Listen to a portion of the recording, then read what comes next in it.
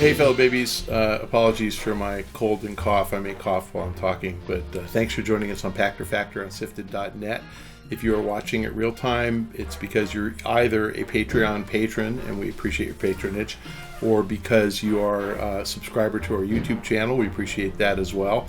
Or if you have done neither of those, or even if you have done both of those, you can link your Amazon Prime account to your Twitch Prime account, and we get paid by Amazon.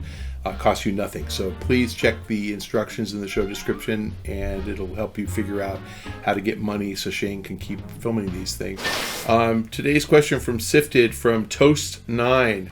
Recently, there's been a regulatory crackdown within China that limits video game playtime to 30 minutes a day for youths.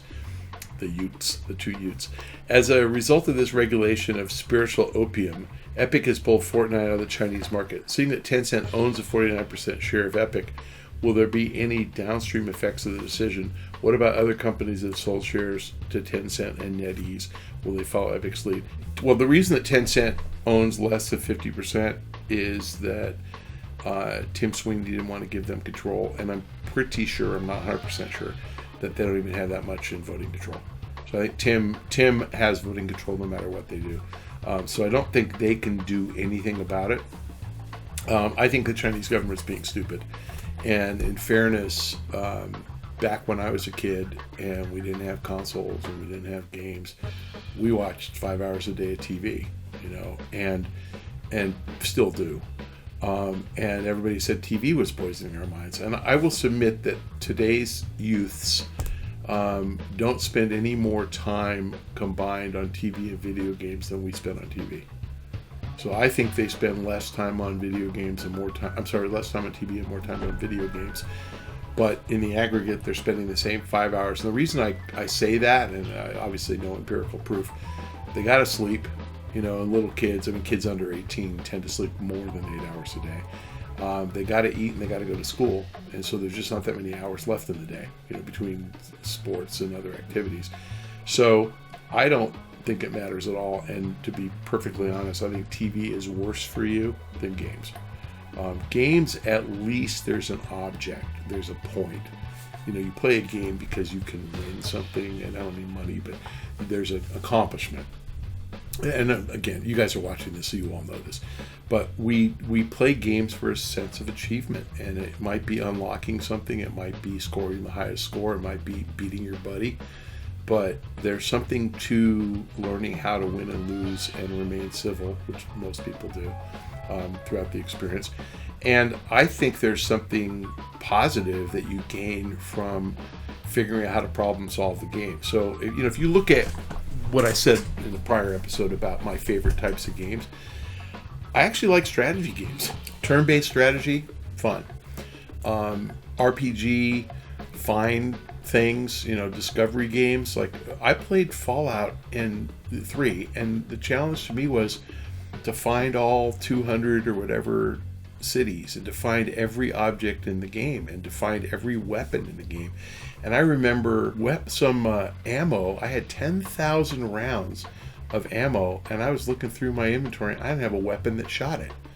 Like, I didn't, whatever it was, 5.56 or something. But I didn't have a weapon that shot it. And I actually had to go onto the game wiki to figure out what weapon shot it. It turns out I just didn't find the weapon, but I had 10,000 rounds of ammo for it. And I finally got the weapon, and then it was a piece of shit, and I was sorry that I even wasted my time. But that's what's so fun about games, is that problem solving and getting through the whole game. And there was in 3, you had to find all these nuclear weapons to unlock something. I can't remember what I was trying to unlock, but man, it took me like 2 months. But I was psyched playing it, and I decided to do it. I played Super Mario Galaxy on the Wii, and I remember you had to find like 3 green stars, and I remember finding 2. And I played over and over and over again, kept playing that game.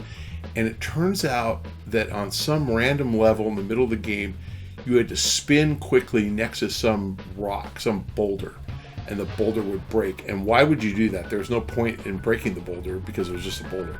But that's where the star was. But I had to look it up on the internet to figure out where it was so I could go back to that level and do it. And did I actually accomplish anything? I solved the puzzle by looking it up on the internet. But it was after trying everything else, I just didn't know where the damn star was. So I think you learn a lot in games, and I think the Chinese government is just being stupid. I think that it's similar to what we see in the U.S. with politicians who turn big tech into the enemy, and in some cases big tech is the enemy. But they hate Amazon, Apple, Microsoft, and Facebook with equal passion. It's like they're all bad because they're big, and they're not all bad. We can argue about whether Facebook, promotes bad behavior or whatever, but I don't think Apple's evil. I don't think Amazon's evil. And I think those guys provide a service, and we're very happy for the service they provide. So, the Chinese government's just trying to take the focus off themselves and say, oh, video games are poisoning our youth's mind, because they're not passing the West as fast as they would like to. So it's got to be the fault of games. So no, I don't think anybody is going to be influenced by Chinese companies. And to be honest with you, I think the Chinese companies would prefer that the government leave them alone and let their gamers play as often and as long as they want. So nope, don't think anybody's going to follow, is going to worry about what those companies think. Will they follow Epic's lead? Epic is the only company other than Activision that I can think of, maybe Nexon, that is successful in China. Activision is good there with World of Warcraft, and I doubt very many youths, minors under 18, play World of Warcraft. They're decent in Overwatch. They're decent in games like Heroes of the Storm, but they're not big there. Nexon, I think, is actually probably the biggest of the so-called Western companies in China. But I don't see anybody following that lead. I think that the government will forget about this, and this will be yesterday's news. Okay, thanks for joining us on Pachter Factor. And if you are a Patreon patron and watching on SIFTD.net, we appreciate it. If you are a subscriber to the YouTube channel and paying up for that, then thank you so much. It's keeping us in macaroni and cheese. If you have done neither of those, or even if you have, please remember to link your Amazon Prime account to your Twitch Prime account. Pretty easy to do. You just have to re-up it every month so that we get paid, and that the instructions are in the show description. And at a minimum, you must follow me on Twitter at Michael Pachter. Thanks for joining us. See you next time.